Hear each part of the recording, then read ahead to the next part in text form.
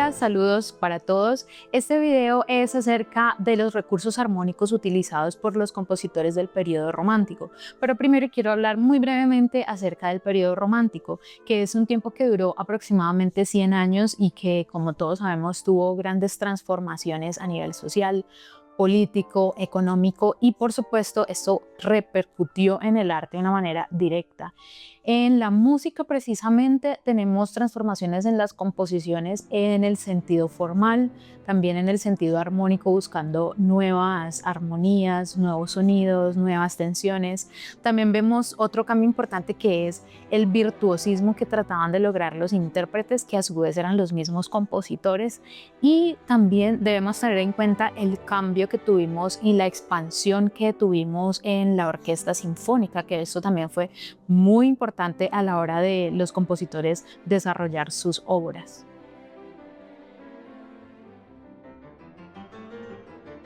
Para entender un poco más acerca de lo importante que es el periodo romántico, quiero que podamos hacer un paralelismo entre el antes y el después. Entonces, tenemos antes del romanticismo el periodo clásico, que es un periodo que de pronto lo percibo un poco como impecable en sus estructuras, en sus formas, un periodo donde los compositores buscaban sobre todo tener un equilibrio, una elegancia, una perfección, querían que todo fuera muy equitativo, muy simétrico. No se trataba tanto como de explorar las emociones humanas, sino que se trataba más de demostrar esa capacidad para que las obras fueran como en una especie de búsqueda de la perfección. A principios del romanticismo todavía tenemos un poco esta estructura, pero vemos cómo poco a poco los compositores van rompiendo con los típicos parámetros formales y compositivos estéticos que se manejaban en el clasicismo.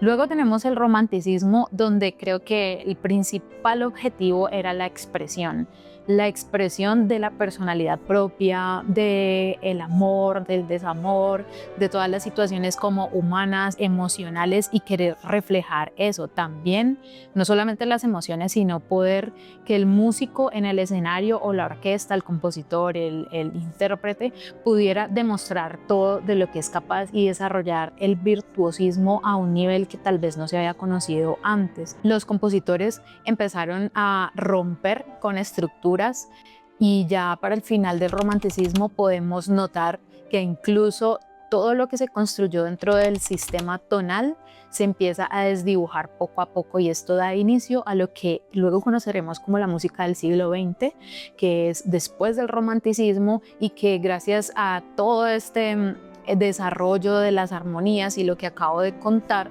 en el siglo XX podemos ver cómo se empiezan a explorar nuevos sistemas que vienen como a reemplazar la lógica que el tonalismo había instituido en la música clásica centroeuropea. Recordemos que en ese momento, y cuando hablamos de los periodos de la música, estamos hablando de muy específicamente música centroeuropea, porque a su vez en otras regiones estaban sucediendo diversas cosas.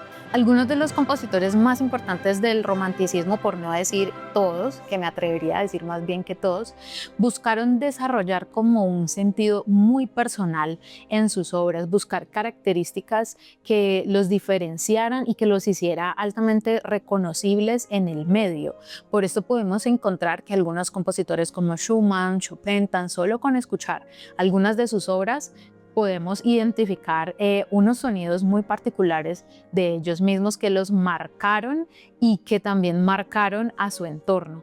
Así que adentrémonos un poquito más ya en lo preciso que respecta a la armonía, y de lo que vamos a hablar es de ciertos puntos, de ciertas características como muy particulares, muy puntuales, que se convirtieron en prácticas comunes a la hora de armonizar melodías o a la hora de hacer composiciones que no necesariamente representan un general, o no necesariamente tal vez por incluir alguno de estos elementos pudiéramos decir que nuestra obra es romántica, porque el periodo del romanticismo incluye a nivel estético muchísimas más características que solamente modificar unos cuantos acordes. Sin embargo, pasemos a continuación a revisar estos puntos. Enlaces por terceras cromáticas. Se reemplaza la relación de terceras diatónicas y se implementa la relación por terceras cromáticas entre acordes. Aplica para enlaces entre acordes de mayor a menor, de menor a mayor, de mayor a mayor y de menor a menor. Este siguiente ejemplo ilustra la forma en que Liszt, en la obra Hexameron, enlaza a distancia de terceras mayores los acordes de la bemol mayor o sol sostenido con mi mayor y con do mayor, lo cual sería muy difícil cifrar en cifrado funcional porque no son enlaces diatónicos.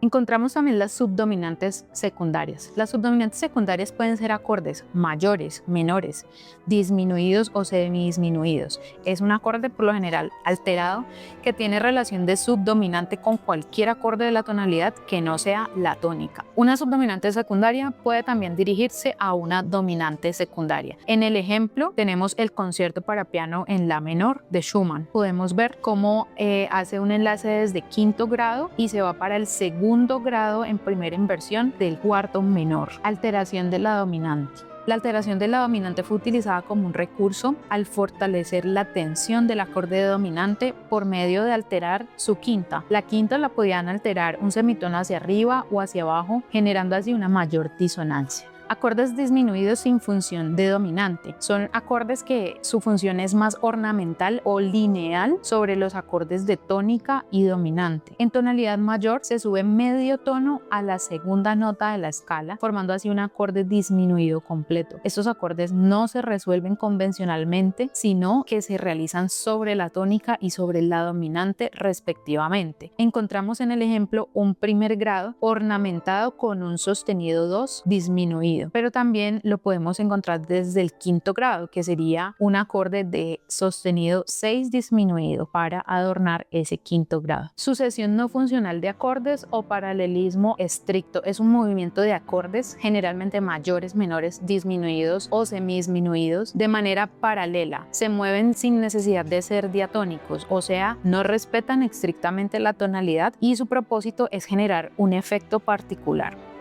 Es un movimiento cromático que puede ser ascendente o descendente, manteniendo exactamente el mismo tipo de acorde.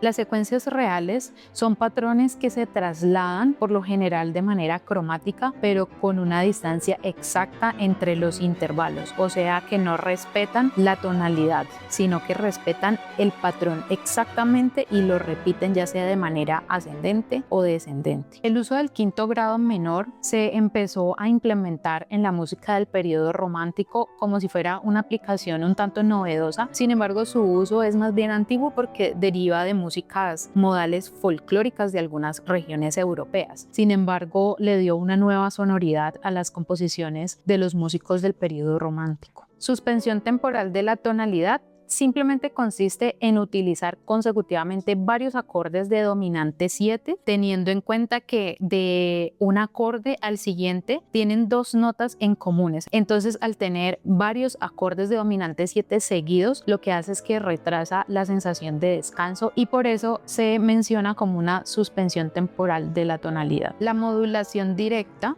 es cuando una sola nota del acorde de la tonalidad axial o la tonalidad principal sirve como nota pivote para una nueva tonalidad, incluso teniendo en cuenta las notas que son enarmónicas. En el ejemplo que tenemos aquí de modulación directa, en el segundo compás tenemos un acorde de 1/6, un acorde de la bemol en primera inversión y ese la bemol lo utiliza como nota pivote para modular a mi mayor. En el acorde de la bemol, esa nota pivote sería la nota de la tónica y cuando modulamos a mi mayor lo tiene en cuenta como si fuera sol sostenido, o sea, utiliza la nota enarmónica que pasaría a ser el tercer grado de la nueva tonalidad que es mi mayor. Y bueno, esos son algunos de los recursos armónicos que encontramos en el estilo romántico, pero como mencioné al principio del video, el hecho de alterar alguno de los acordes o realizar alguna de estas aplicaciones armónicas no representa en sí mismo el estilo romántico, ya que el estilo romántico es un conjunto de diferentes características estéticas. Esto es todo por hoy y espero que sea de mucha ayuda para ustedes esta información.